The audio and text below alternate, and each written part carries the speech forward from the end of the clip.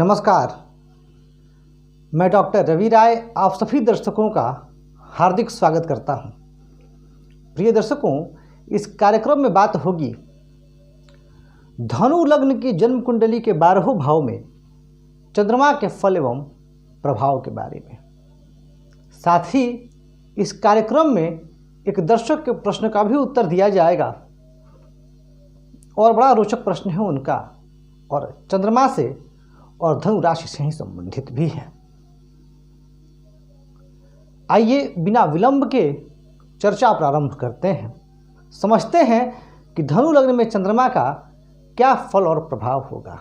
धनु लग्न में चंद्रमा अष्टम भाव के स्वामी होते हैं। अष्टम भाव एक अशुभ स्थान, मारक स्थान, आयु मृत्यु का भाव, कष्ट तकलीफ और संकटों का भाव, तो साथ ही अष्टम भाव गुण विद्याओं का भाव, रिसर्च का भाव। और आपको मैं बता दूं कि चंद्रमा को अष्टमत्व का दोष नहीं लगता, यानी ये अष्टमेश होते हुए भी अष्टमेश के दोष से रहित होंगे और धनु लग्न में भी चंद्रमा बहुत अच्छा फल और बहुत श्रेष्ठ परिणाम देने में पूर्णतः सक्षम है। और चंद्रमा के विषय में एक और बात जो मैं आपसे कहता हूं कि चंद्रमा के पक्ष बल पर विशेष ध्यान देना आवश्यक है, क्योंकि अगर चंद्रमा जन्म कुंडली में अच्छी राशियों में और बलवान है, परंतु अगर पक्ष बल में बली नहीं है तो बहुत श्रेष्ठ फल नहीं दे पाएंगे। अब चंद्रमा पक्ष बली कब होते हैं? तो शुक्ल पक्ष की एकादशी से कृष्ण पक्ष की पंचमी तक चंद्रमा पूर्ण बली होते हैं। तो वहीं कृष्ण पक्ष की एकादशी से शुक्ल पक्ष की पंचमी तक चंद्रमा बलहीन होते हैं। तो वहीं शुक्ल पक्ष की षष्ठी से शुक्ल पक्ष की दशमी तक या फिर कृष्ण पक्ष की षष्ठी से कृष्ण पक्ष की दशमी तक चंद्रमा मध्यम बली होते हैं। चंद्रमा के फलादेश के संदर्भ में अब हम जो विचार करेंगे, एक तो चंद्रमा जिस भाव के स्वामी हैं, साथ ही साथ चंद्रमा किन चीज़ों के कारक हैं। अब चंद्रमा कारक हैं मन के, चंद्रमा कारक हैं भावना के, कल्पना शक्ति के, क्रिएटिविटी के, रचनात्मकता के, और मन के कारक माता के कारक, जल के कारक। अब चंद्रमा स्थित हो जाए प्रथम भाव में अर्थात लग्न में, तो क्या प्रभाव होगा और लग्न क्या दर्शाता है? लग्न हम स्वयं है ना, हमारा शरीर, हमारे मस्तिष्क की क्षमता, उर्वरता, हमारे देखने का नजरिया, क्रियाकलाप, एक्शंस, सब कुछ लग्न है।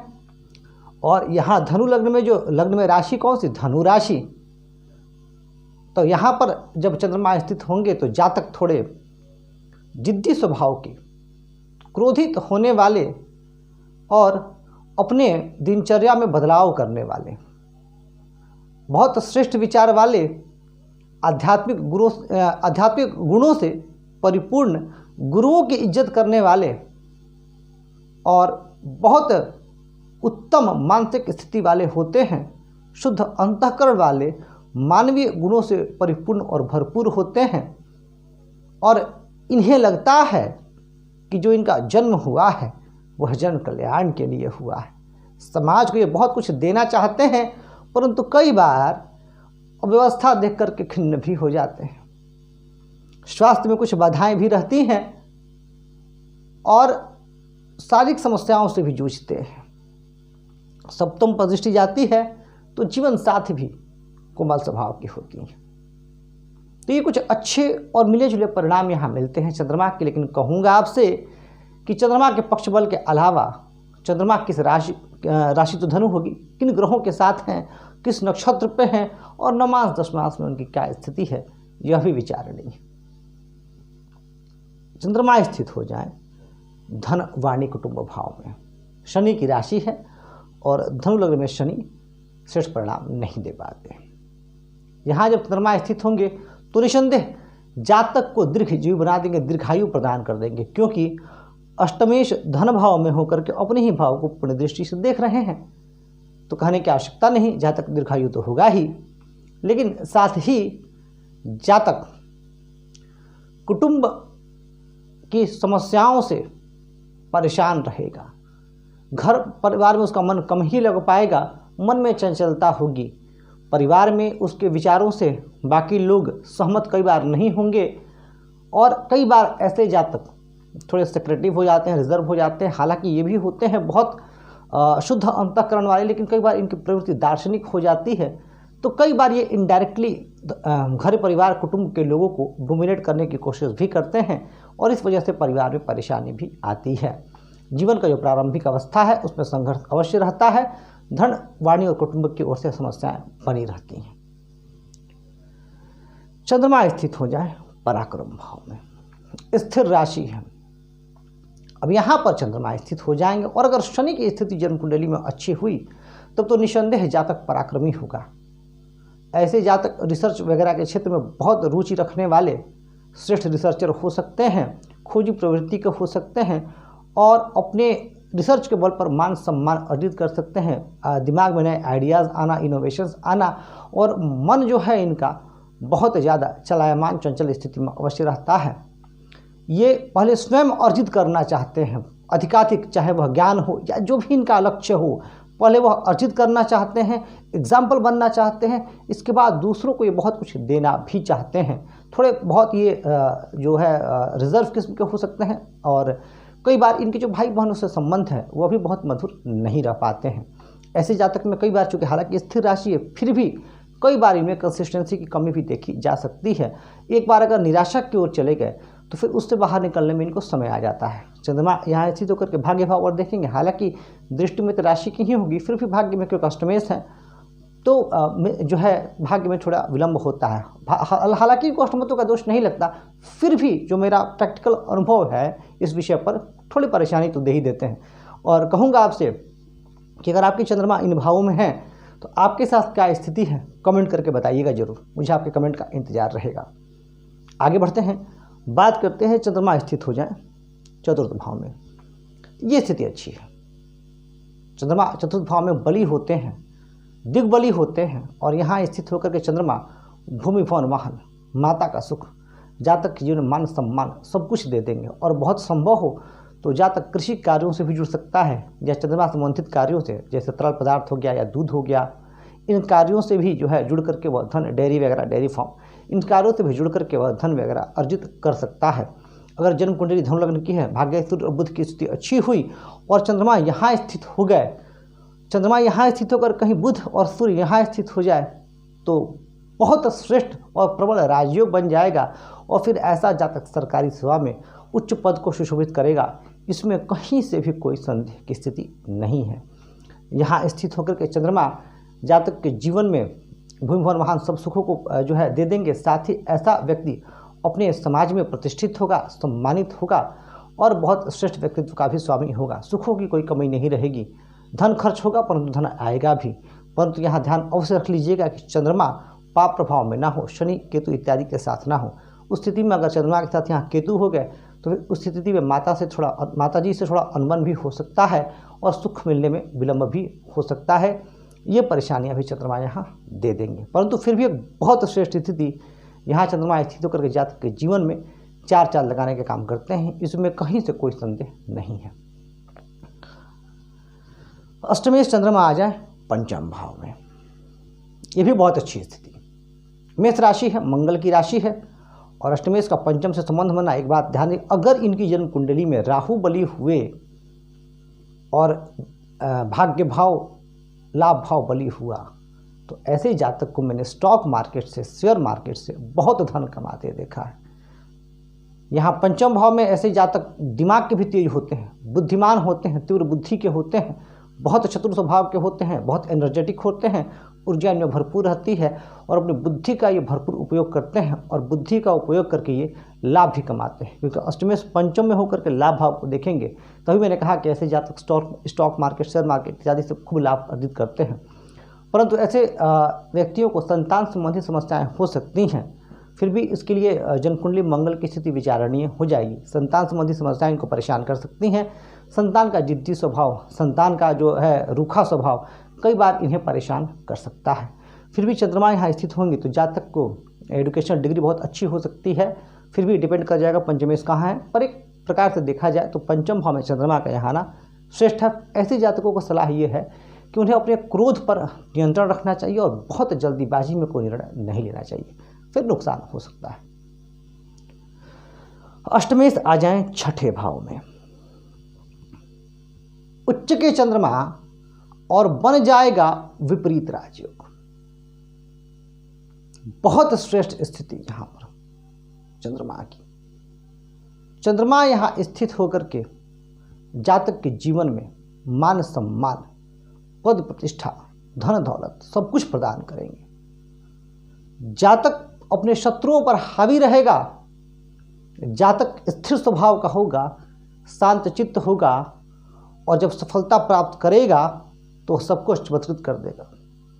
यानी यहाँ स्थित होकर के चंद्रमा चमत्कारिक सफलता प्रदान कर सकते हैं। यहाँ वृषभ राशि में चंद्रमा स्थित होंगे तो जातक की इम्यूनिटी सिस्टम अच्छी होगी, जातक की रोगों से लड़ने की क्षमता होगी, जातक के शत्रु से परेशान नहीं कर पाएंगे और जातक के जीवन में अचानक बदलाव आएगा, क्योंकि बन रहा है विपरीत राजयोग और उसमें भी चंद्रमा हो रहे हैं उच्च के। परंतु यहाँ दो तीन चीज़ें विचारणीय हो जाएंगी। एक ये कि यहाँ पर लग्नेश बली होने चाहिए, यानी देवगुरु बृहस्पति की स्थिति अच्छी होनी चाहिए और चंद्रमा पक्ष बल में मजबूत होने चाहिए। निसंदेह चंद्रमा यहाँ स्थित होकर के जातक की आयु में अभिवृद्धि करने वाले बन जाएंगे, जातक श्रेष्ठ आयु प्राप्त करेगा और जातक बहुत दूरदर्शी होगा। और वृषभ राशि पर जब चंद्रमा स्थित होते हैं तो जातक को फार साइटेडनेस दे देते हैं, खास करके फाइनेंशियल मैटर्स में। जहाँ स्थित होकर के चंद्रमा जातक के मन मस्तिष्क को बहुत शांत बना देते हैं, जातक बहुत धैर्यवान होता है और अगर कोई भी चुनौती उसके सम्मुख आता है तो उन चुनौतियों का वह डट कर के मुकाबला करता है। परेशानियों से पीछे हट करके परेशानियों से वो पीछे नहीं हटता, मुंह नहीं मोड़ता, अपितु उनका सामना करता है और ऐसे ही जातक समस्याओं का समाधान ढूंढते हैं। उनका ध्यान समस्या पर नहीं समाधान पर होता है और इसीलिए बहुत सफल होते हैं। परंतु कहूँगा कि चंद्रमा यहाँ अकेले होने चाहिए। अगर अन्य ग्रहों के साथ हुए तो फलों में कमी आएगी और अगर चंद्रमा पर अन्य पाप प्रभाव हुआ या फिर चंद्रमा पक्ष बल में कमजोर हुए तो जो मैं शुभ फल बता रहा हूँ उसमें कमी भी आएगी। फिर उस परिस्थिति में जातक शत्रुओं से परेशान रहेगा और कफ कोल्ड इत्यादि से भी परेशान रहेगा। सप्तम भाव की बात करूं उससे पूर्व एक दर्शक के प्रश्न को ले लेता हूं और उन्होंने पूछा है कि उनकी जो कुंडली है वह कर्क लग्न की कुंडली है और उनकी राशि धनु है, तो उनके जीवन पर क्या प्रभाव होगा। देखिए, जब हम व्यक्ति के व्यवहार को जाने, चरित्र को जानते हैं तो लग्न, राशि, सूर्य लग्न, इन सब का जो है हम एक सम्मिश्रण के बाद ही हम पूर्ण रूप से बता सकते हैं। अब जैसे क्या है, आपका लग्न कर्क है तो यहाँ आ जाएगा 4 अंक, कर्क लग्न है तो, और यहाँ आ जाएगा 9 अंक, यानी लग्नेश चंद्रमा आ रहे हैं छठे भाव में। तो पहले धनु राशि का फल सुन लीजिए कि राशि धनु हो गई। तो धनु राशि का जो मैंने यहाँ फल बताया, उग्र स्वभाव, कभी कभी बहुत हार्श हो जाना, कभी कभी बहुत ज़्यादा चिंतित हो जाना, समाज के विषय में ज़्यादा सोचना, कई बार अपने कर्तव्यों के प्रति बहुत उदासीन हो जाना, तो कई बार बहुत ज़्यादा मेहनत करने लग जाना। यानी थोड़ा सा आपके स्वभाव में एक रूखापन बोल सकते हैं, या द्विस्वभाव राशि है तो कई बार आप बहुत ज़्यादा डोमिनेट करने की कोशिश करने लग जाते हैं और कई बार आप लॉजिकल होते भी हैं, ऐसा नहीं है कि आप लॉजिकल नहीं होते। तो ये स्थितियाँ आपके साथ भी होंगी।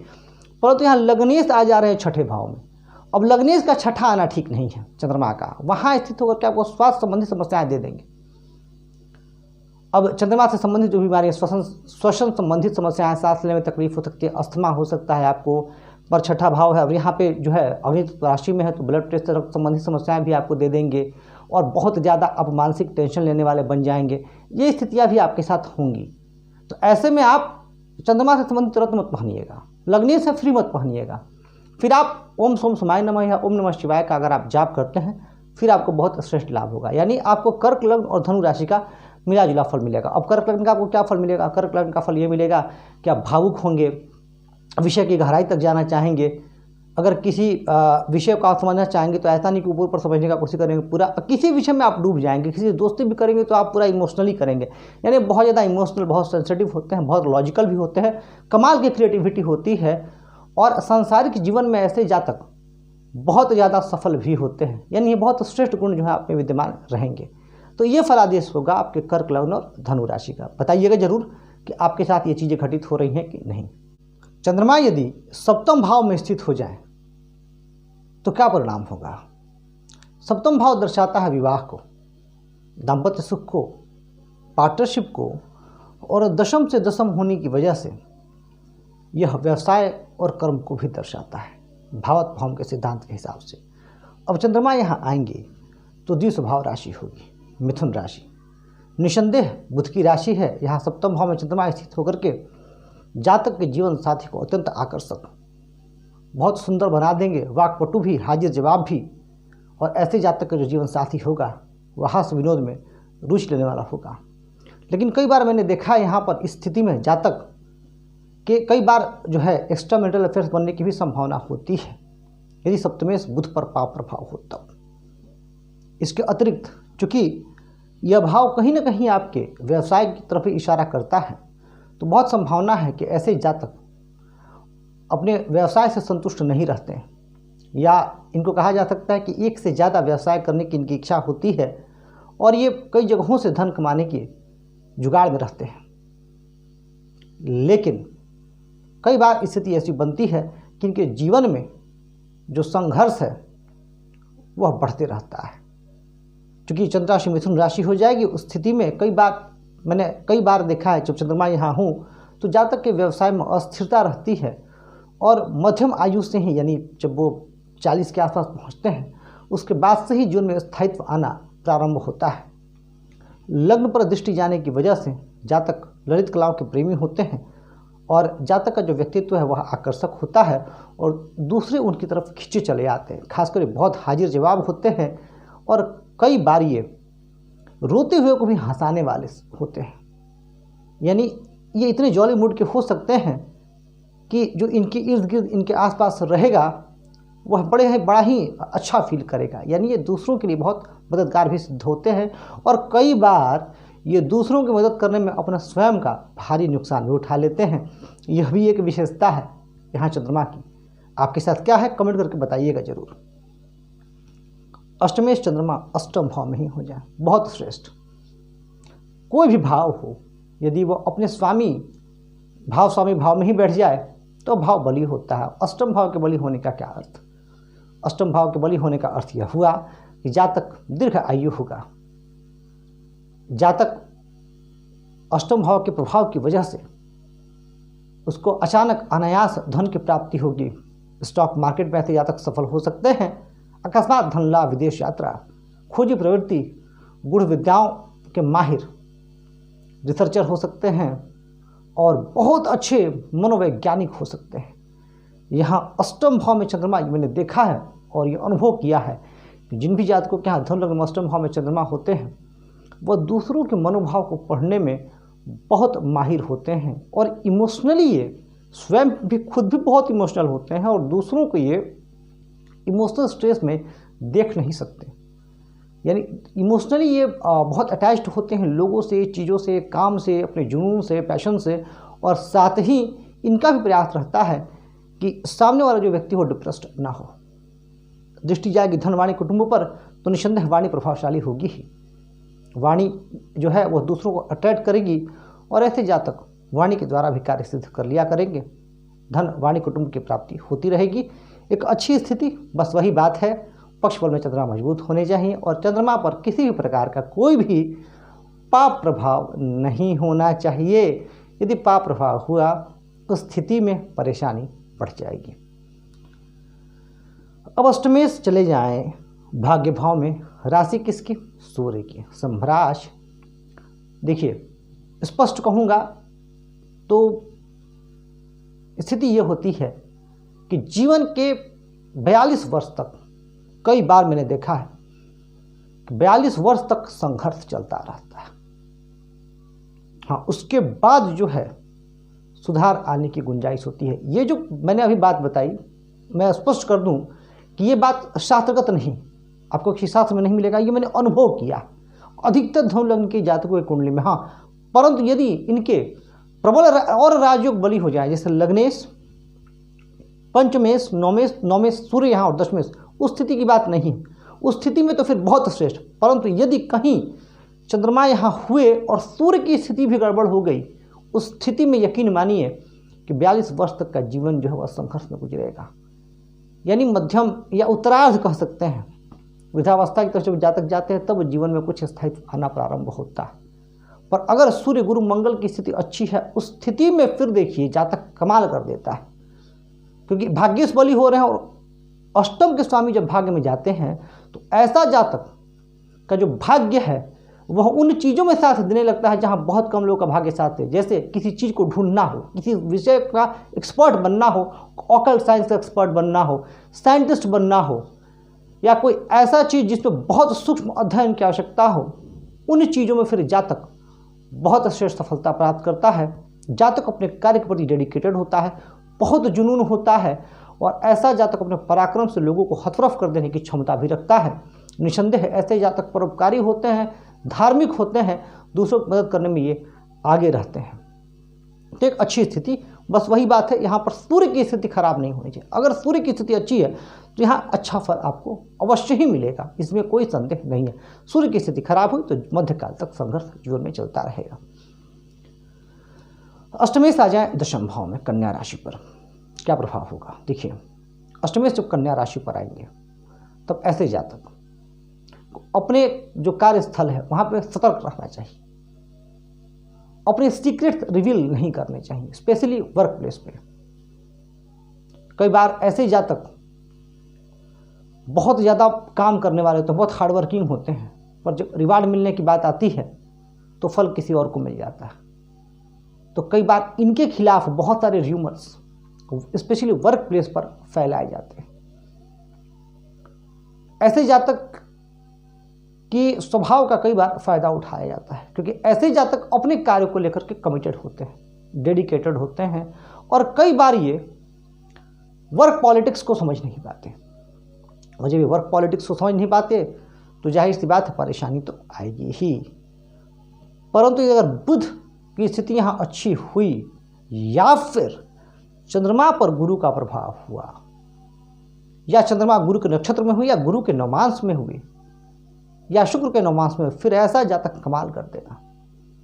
ऐसे जातक बहुत श्रेष्ठ टीम वर्क में काम करने वाले बन सकते हैं, ग्रेट टीम लीडर हो सकते हैं, नेटवर्क मार्केटिंग के क्षेत्र में झंडे गाड़ने वाले हो सकते हैं, बहुत सफल हो सकते हैं, बहुत प्रसिद्ध कीर्तिवान ख्यातिवान हो सकते हैं। फिर भी एक बार जीवन में डिफेमेशन की स्थिति बनती ही बनती, इससे इनको सावधान रहना चाहिए। दृष्टि जाएगी चंद्रमा की कहाँ, चतुर्थ भाव पर। निसंदेह भूमि भवन वाहन माता का लाभ और अचानक धन की प्राप्ति, अचानक किसी प्रॉपर्टी को ले लेना। कोई प्लानिंग नहीं चल रही है, कोई चर्चा नहीं है कि हमें प्रॉपर्टी लेनी है, परंतु अचानक परिस्थितियां निर्मित होंगी और प्रॉपर्टी ले लेंगे। तो मिला देखा जाए तो यहाँ भी एक अच्छी स्थिति यहाँ पर चंद्रमा की वजह से। अब बात करते हैं अष्टमेश चले जाए लाभ भाव में। तुला राशि है, अष्टमेश का लाभ में जाना। अब लाभ भाव के बारे में शास्त्रों में कहा गया है कि लाभ भाव में तो कोई भी ग्रह बढ़िया फल देते हैं। शास्त्रों में तो यहाँ तक कह दिया गया है कि चाहे ग्रह नीच के हों, शत्रु राशिस्थ हों, वक्री हों, अस्त हों, श्रेष्ठ फल देते हैं, अच्छा फल देते हैं। अष्टमेश है लाभ। अब अष्टम से संबंधित लाभ क्या हो सकता है, कॉमन सेंस की बात है।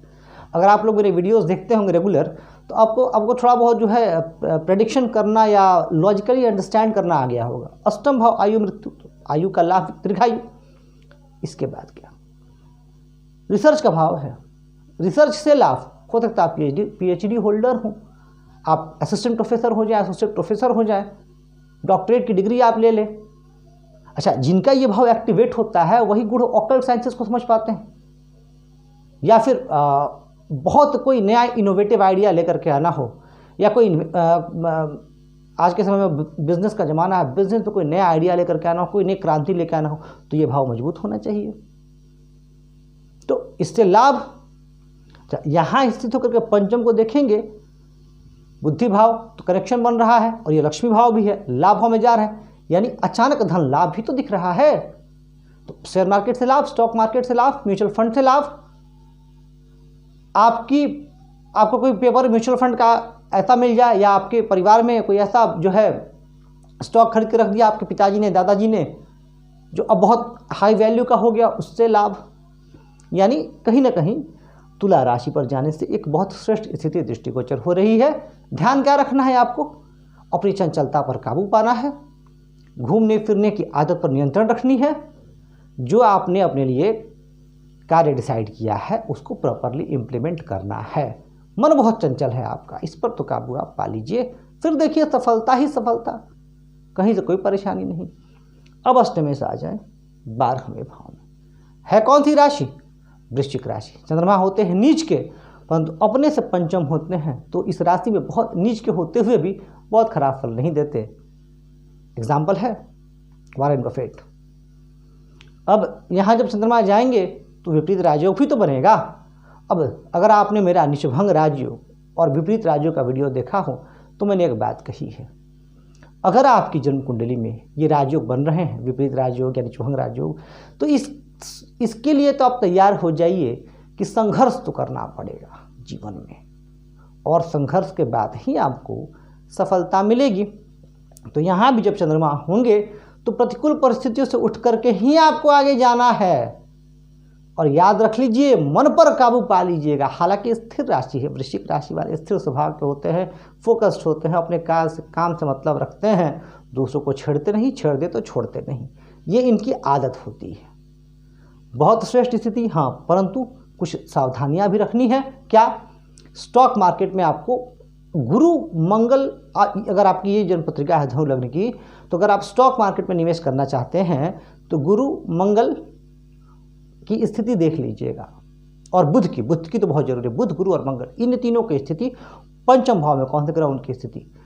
अगर आप हॉस्पिटल्स इत्यादि में काम करते हैं तब तो आपको चंद्रमा यहाँ लाभ दे देंगे, क्योंकि यहाँ हॉस्पिटल समझ बन रहा है। परंतु यदि आप वहाँ काम नहीं करते तो आपको ये ध्यान अवश्य रखना है कि आप अपनी सेविंग्स में से कुछ सेविंग्स जो है अचानक होने वाली दुर्घटनाओं के लिए बचा के रखें। जीवन में कई बार ऐसी स्थितियाँ आ सकती हैं, ये नहीं कि दुर्घटना ही कोई हो सकता है आपको अचानक किसी को पैसा देना पड़ जाए, या अचानक बहुत बड़ा खर्च आ जाए, आपको नहीं हो, आपके परिवार में किसी को, ये स्थितियाँ निर्मित हो सकती हैं। इसके अलावा आपको श्वसन संबंधित समस्याओं से यहाँ पर आपको थोड़ा सा सचेत रहना चाहिए। और साथ ही अगर आप एक्सपोर्ट इंपोर्ट का काम करते हैं तो चंद्रमा का उपाय करके आपको एक्सपोर्ट इंपोर्ट का काम करना चाहिए। जीवन में अगर शुक्र की स्थिति अच्छी नहीं है तो व्यय पर नियंत्रण रखने की आप कोशिश करेंगे। ओवरऑल अगर देखा जाए तो व्यय भाव में चंद्रमा कुछ परेशानियों के साथ अच्छा फल देने में पूर्णतः सक्षम है। तो प्रिय दर्शकों, ये था धनु लग्न के 12वें भाव में चंद्रमा के फल एवं प्रभाव के बारे में। आपको यह वीडियो कैसा लगा, यह कार्यक्रम कैसा लगा, कमेंट करके बताइएगा जरूर। और जिस तरीके से आप लोग अपना प्यार और स्नेह दे रहे हैं, मैं आपका आभारी हूं, और कहूंगा आपसे कि चैनल को सब्सक्राइब करें और वीडियो को लाइक और शेयर करके यूँ ही हमें अपना प्यार और स्नेह देते रहें। इस कार्यक्रम में इतना ही। धन्यवाद।